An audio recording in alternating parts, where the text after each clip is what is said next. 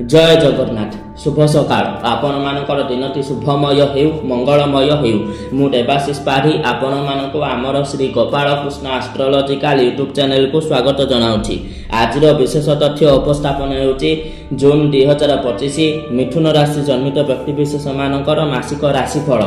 मिथुन राशि जन्मित व्यक्ति विशेष मानक पई एही मासटी अत्यंत शुभजनक अटे। आपणकर लग्न थारु ग्रहावस्थिति किछि एही भଳି रहुछि। आपणकर ग्रहावस्थिति होछि लग्न रे बृहस्पति, लग्न थारु द्वितीय स्थान रे मंगल महाग्रह, तृतीय स्थान रे केतु महाग्रह, नवम भाव रे शुक्र एवं राहु महाग्रह, दशम भाव रे शनि महाग्रह एवं द्वादश भाव रे रविଙ୍କ सहित बुध महाग्रह अवस्थापन करुछन्ति। आपणकर ग्रहावस्थिति अनुसार पुरातन जिनिस को छाड़ी नूतन अनुचिंता नूतन वार्ता किछि पाइबे एवं सेथिरे अनुप्राणित होई नूतन कार्यक्रम हाथ को नेबे।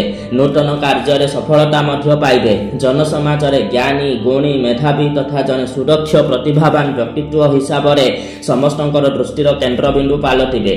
छात्र छात्री मानक पई मासटी बहुत भल रहुछि एवं गुरुत्वपूर्ण मध्य रहुछि। जे विषय आपनकु कष्ट लागुथिला सेही सब विषय को अधिक गुरुत्व दे परंतु ज्ञान आहरण करंतु देखिबे एही ज्ञान सारा जीवन पई आपनकु सहाय्य करिवो। खाली सेतिकी नुह निजर पांडित्य द्वारा आपन श्रेणी गृह रे प्रथम स्थान दखल करी समस्तंकु आश्चर्यान्वित करिदेबे। कैरियर रे शुभ फल प्राप्त हेबो।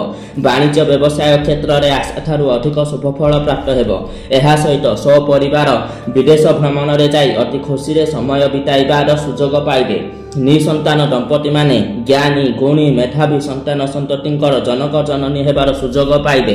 अविवाहित पुओ एवं झियो मानक पई योग्य पात्र बा पात्रींक सहित विवाह स्थिर हेबार सूचना मिलुछि। भगवान को प्रति आस्था बढ़िबो एवं पूजा पाठ रे पूरा मासटी अतिबाहित करिवे।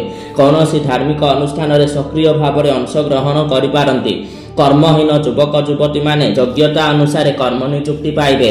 शीघ्र नियुक्ति निमंते शक्तिशाली ताबिज व्यवहार करंतु। मासटी भलरे जाउथिबा हेतु कौनसी भी प्रतिकार आवश्यकता नहीं।